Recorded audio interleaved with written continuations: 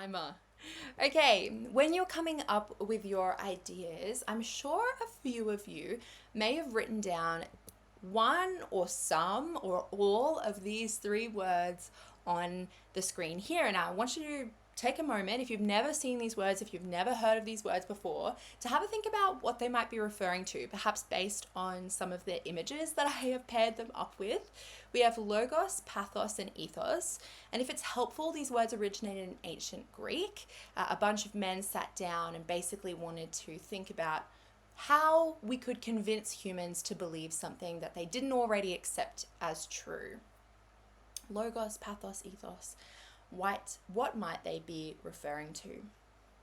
Now, I'm going to spoil it right away. I'm going to get right into it. Basically, each of these refer to different ways of persuading someone. Now, we're going to start off with ethos, and ethos is all about ethics. It's all about morals. Now, each of us are born with an internal moral compass, which essentially gives us a pretty strong idea from a young age of what is right and what is wrong. We know intrinsically that if we hurt someone, that's the wrong thing to do. We can see it in their response to us. So when you are persuading someone or attempting to persuade someone of something, then you can manipulate their internal moral compass in your favor. Now, if we return to the goose example, and we shall over the next couple of slides, manipulating ethos might look something like this. We cannot ignore the treachery of the goose any longer, and emphasis on the word treachery there. That's a sign of injustice. For too long, the innocent crocodile has been vilified and ridiculed for crimes it has not committed. So we're not just thinking about justice in terms of getting the goose to pay for its actions, we're also thinking of freeing the innocent crocodile. And finally, could you allow for more innocent lives to be lost due to ignorance? So we're pushing and poking and prodding at the idea of justice that exists within people's internal compass and mind. The second one there is pathos, and pathos is all about emotions. Now, humans are naturally emotional creatures. It's why we think baby animals are quite cute. It's why we laugh at little kids falling over, but we don't just rely on our happy emotions, we rely on our sad emotions as well. We get angry over things, we get sad over things, we're scared over things as well, and you can manipulate those strong human emotions when you're attempting to persuade also. Not only would death by goose be excruciatingly painful, fear, the humiliation of such a demise would obliterate one's memory. So this idea of humiliation or embarrassment or shame as well. Sleek white body, honed for speed and agility, powerful yellow legs encrusted with razor-sharp talons, and the beak lined with row upon row of dagger-like teeth. Now, it was quite legitimately frightening to me when I learned that geese do in fact have teeth, so manipulating this idea of fear as well, and we're building up that tension with imagery there. Close your eyes and imagine you're standing in a dark alley, and from around the corner you hear a honk. That's pathos. And finally, we have logos, and logos is all about logic. It's all about statistics and data and getting everything straight and neat in a person's mind. It's the Excel spreadsheet of persuasion. So data is something that we see a lot when we're manipulating logos for persuasion. Geese kill 5 people per financial year, while crocs kill only 1.5. 45% of Australians have been attacked by a goose in their lifetime. And the RSPCA have ranked geese higher on the 2022 deadliest animal list. So we see nice and simple numbers, 5, 1.5. We see a recognizable period of time like the financial year. Percentages are always great for this, and Australians, we're using data that is relevant to the audience you're talking to, fellow Australians. And then we have respected bodies. We have the RSPCA and perhaps respected lists as well, or respected publications like the deadliest animal list. Now, it's important that your persuasive speech is including all elements of these, not just pathos, not just ethos, not just logos, but examples of all three, because different people in the audience will respond to different techniques. I myself am a pathos person. I respond best to emotion. That's how I am persuaded. But that's not the case with my older brother. He's much more a logos person. He needs data and statistics to make sense of something in his mind. So you need to make sure you're using an even spread of all of the different techniques. All right, let's talk structure of the persuasive so you have an idea of how you might approach planning a piece like this. We start off all good persuasives with a hook, and the hook is essentially a teaser trailer which gives the audience a bit of an idea about what you're going to be talking about, but also piques their interest. It invites suspense in, it gets them curious and wanting to know more. So the hook is really vital to have in a persuasive. If you don't grasp an audience's attention in the first 10 to 20 seconds of a speech, it's unlikely they're going to connect to any of the other information you introduce. So put some time into thinking about how you're going to write your hook well. There are 3 key approaches to writing a good hook. That is, you might start with a powerful quote, definitely from someone who is well respected or known, a particularly strong piece of data that is perhaps quite shocking, or a story or anecdote.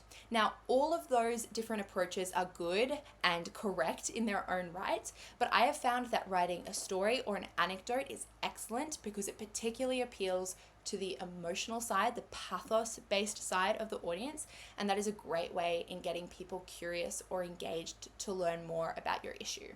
Now, hooks are very short. We don't want them to be long. We want them to just be a little taste of what is to come. So they're generally only 3 to 4 sentences long, definitely no more than that. And the first sentence in particular needs to be hard-hitting. It needs to be interesting and exciting right from the very get-go.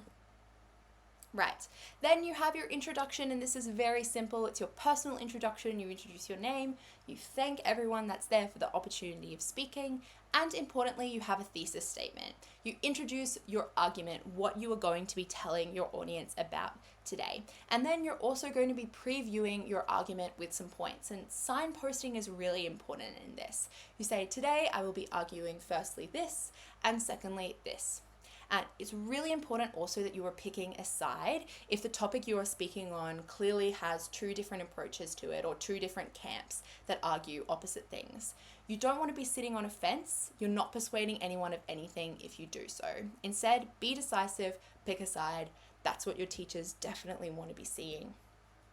Within the meat of your speech, your body points, make sure you have topic sentences or signposting. Firstly, I will be discussing this, this, and this, and then you go into your point. Because a speech is spoken rather than read, it's quite easy for the audience to get lost in all of your information if you're not telling them where you are or what's happening in the speech. They don't have the luxury of having your script in front of them to be able to go back and reread something if they don't understand. So it's really important that you're clear in your language and clear in your sentences so people can keep track of your argument. Within each of your body points, you need to be answering 2 key questions. What is the specific problem you are addressing in this paragraph, and why it is the audience should care about it? How does it actually affect people? And it's really important to use specific examples so people can connect your topic to the world around them and real life situations. As I mentioned earlier, you need to be including all 3 of your persuasive techniques in each of your key points or body paragraphs. So there needs to be examples of ethos, pathos, and logos in all of your body paragraphs to ensure you are covering all of your bases. Also, in each body paragraph, you need to be reiterating your stance from the introduction in the same way that you might link back to your thesis or refer back to your thesis in an analytical essay. It just ensures that the audience knows that you're continuing to build on a singular argument and you are intent on arguing that point throughout your speech. All right. Finally, you have your call to action, which is the light at the end of the tunnel. It's really important that your call to action demonstrates to the audience that while the topic you're arguing about is pressing, it is important, it is dire in some cases, there are tangible things that can be done to help fix the problem or improve the problem or ensure that whatever you're arguing is done. So when you're talking about your call to action, you need to break your audience down into different groups. You might have students, you might have business owners, parents, women in STEM, lovers of Diet Pepsi, and assign each of those groups a specific task that they are capable of achieving. A group of students doesn't have the means to fly down to Canberra and protest outside of Parliament House on an average weekday. They don't have the money, they don't have the resources, they don't have the time. So instead, assign them a task like signing an online petition, calling their local member, or perhaps sharing something on their Instagram story. Things that they are capable of doing, things that they could easily do, things that they might be passionate about doing as well. Also, you want to be reiterating your stance, saying that this is something that must be done, my point has been proven. And you need to have a strong closing line because you want to be holding your audience's attention and their respect right to the very last moment. That's how you know that your point will get across strong and your teacher will remember your argument when they're marking your work. All right. Now, persuasive speaking, it's a very distinct style. If I was to play you a TED Talk now, you'd be able to identify what style it was, even if I didn't show you the video, if you just heard the audio. So persuasive techniques are the specific tools that we use to appeal to the human brain to understand what it remembers, what it finds impactful as well. Now, there are many persuasive techniques out there. Today, we're just going to be talking about a few. Imagery or figurative language is the first one. It is really useful when you're trying to provoke an emotional response, a pathos-based response in your audience. Excessive logging has created smoldering, charred, lifeless wastelands, home to nothing more than ash. So it's all about allowing the audience to visualize the problem. If the topic you're talking about is quite abstract, people might not care about it if they don't know how to visualize it properly. So it's your job to be able to take them to that place within their minds. Hyperbole is all about exaggerating a problem to make it seem really dire, to make it seem important that it's solved. Rugby league's players plotting gangs towards each other to thump, maul, and gouge for a few centimeters of turf. Using over-the-top language is going to make a dramatic impact and it allows your ideas and your argument to stay in the minds of your audience. Rhetorical questions is great because it allows you to provoke in your audiences exactly how they might answer those questions if they had the opportunity to answer them. How much longer will it take for us to see the truth? How many more people have to get hurt? So it challenges audience to think about the topic you're talking about and how they might respond to it also. Repetition, so repeating your arguments, images, evidence, allows you to really stick something in the audience's mind. It allows you to reiterate messages that they might be able to then take away from your persuasive speech. The tragedy is this tragic notion, beyond the obvious, the side effects invoke such a deep sense of tragedy. So including this word tragedy or some variant of the word continuously throughout the speech allows the audience to get a real idea of the deep sense of sadness that is associated with the topic or something like it. Triples, this is a bit more of a basic one, but using words in groups of 3 for emphasis and phonetic appeal, it allows something to stick in the minds of audiences. It's a good memorization technique. Hunting is evil, cruel, and outdated. Do it well, do it fast, do it now. All right, a few really quick presentation techniques, because I know for many of you, the idea of actually standing up in front of a group of people is the scariest part about this task. So first up, gesture, so important. You need to be using your hands. So there's no reason to not prepare some really easy gestures you can be using throughout your speech. You don't have to kind of be coming up with them on the spot. Now, as you probably can tell, I naturally talk with my hands, but not everyone is like that. So you could count things off on your hands, firstly, secondly, thirdly, talk about here and there, put emphasis on something when you're talking about things, higher, lower, etc., etc. So be practicing your gestures, perhaps come up with a few that you might use at different points in the speech for emphasis. One of the best things you can do to prepare is to speak in front of a practice audience, people you trust, people you're comfortable. That could be your parents, your friends, your peers, your teachers, perhaps not your teachers, they might not be able to listen to your final piece. Your tutors, perhaps even a pet, if you're a little bit nervous to talk in front of someone who can give you feedback. It is important that you set boundaries around your feedback. You might say, I don't want any feedback, I just want someone to have as an audience. Or you might say, can you help me with my topic sentences or my gestures or something like that. Peer marking is great. Talk with people that are in the same boat as you, that are completing the same task as you. If reading your entire speech can be a little bit intimidating, you can just choose a section to read out in front of them. They will know how to give good feedback because they'll be familiar with the task and they'll know what your teachers are looking for as well. Passive listening is another great way you can prepare. So reading your speech or recording your speech and then being able to listen back to it will help you with the memorization and familiarizing yourself with the speech if you don't want to be saying it out loud again and again and again and again. You got to save your voice. On that note, it's really important to know it. Your teachers can tell the difference between someone who is reading the script out for the first time in front of everyone versus someone who knows it upside down, inside out. It lowers the chance of nervously fidgeting, of losing your place, of not knowing what's coming next. And also it's important to recognize your habits you have. I've seen students who stand and sway for the entire time or pick at their uniform or something like that. If you can identify your habits, you can address them. Tone. It's so important you're not talking in a monotone the whole time because it's not interesting or engaging and no one will actually be able to follow your argument or know what is important or know what is worth remembering. You need to be varying your tone throughout your speech to be able to emphasize what is important.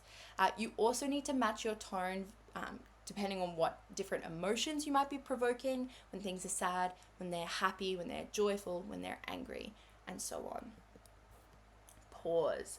Pause is so important because it allows you to emphasize what is important in a speech and what you want people to remember. Good. And finally, practice in front of a mirror. It allows you to keep track of all of those different elements I've mentioned. What are your facial expressions doing? What does your posture look like? Are you gesturing enough? Are you able to make eye contact with people?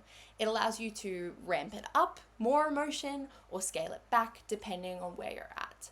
You can practice different styles to find something better if you're knowing what you're looking like. The same goes for if you might record something. All right, a few things to remember right before you present. Take a deep breath. It's a few minutes, 9 at the absolute maximum, more like 7, and it's going to be over before you know it. Fake it till you make it. Just pretend you're someone who does this for their job. You're Obama, you're Oprah, you've done this a million times. It's too easy. People don't care as much as you think they do. They are more concerned with doing their own speech or what grade they're going to get on this task. They're also in the exact same boat as you. They know the pressures. They understand how it feels to stand up there in front of everyone. If you mess up during your speech, don't apologize. Take a moment to collect yourself and keep going. And have a few people in the room that you're comfortable to look at, make solid eye contact with without laughing. So it might not be your closest friends. You might be persuaded to giggle if you look at them too much. Find some people you're comfortable looking at. And if you can, make eye contact with your teacher. All right.